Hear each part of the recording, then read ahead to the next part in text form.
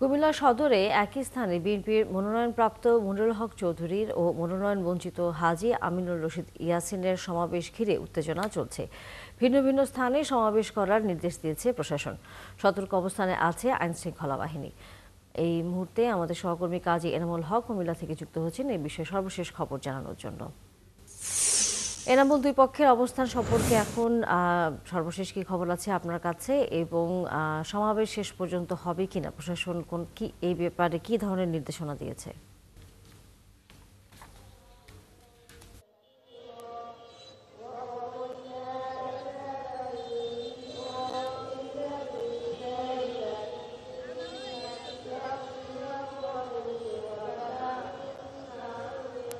তানিয়া, মূলত আমি যেখানে দাঁড়িয়ে আছি আমার পেছনেই হচ্ছে কুমিল্লা নগরের সেই টাউন হল ময়দান, এবং টাউন হল ময়দানকে ফটকে তালা ঝুলিয়েছে প্রশাসন। সেই জায়গায় যৌথ বাহিনী, সেনাবাহিনী, র্যাব এবং পুলিশ এবং যৌথ বাহিনী সেখানে অবস্থান করছেন, এবং দুই দিকে দুটি মঞ্চ তৈরির সেই চেষ্টা চলছিল গতকালকে, কিন্তু সেটিও কিন্তু বন্ধ করে দিয়েছে প্রশাসন।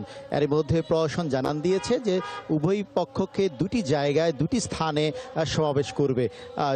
যে জায়গাটি হচ্ছে কুমিল্লা নগরের পুবালী চত্বর, সেখানে করবেন বিএনপি স্থায়ী কমিটির সদস্য মনিরুল হক চৌধুরী, যিনি মনোনয়নপ্রাপ্ত কুমিল্লা সদর আসনে, এবং বিপরীত দিকেই কুমিল্লা নগরের যেই কান্দিরপাড়ের যে বিএনপির যে অফিস রয়েছে, সেই অফিসে কিন্তু তারা সেখানে দোয়া এবং আলোচনা সভা করছেন। সেটা বিকেল 3টায়, উভয়ই কিন্তু বিকেল 3টায় কিন্তু শুরু করবেন।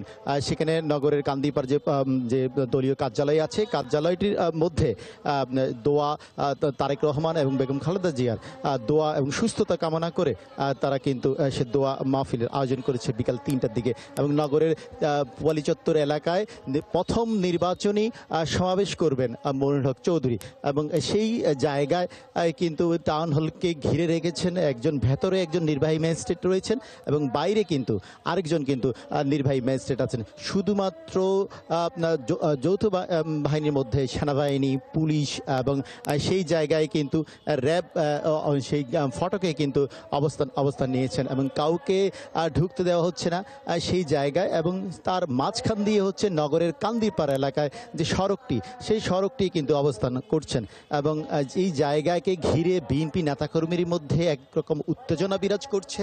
এবং শুধুমাত্র বিএনপি নেতাকর্মীদের নয়, এই ঘটনাকে কেন্দ্র করে কুমিল্লা নগরের মধ্যে এক প্রকার আতঙ্ক বিরাজ করছে।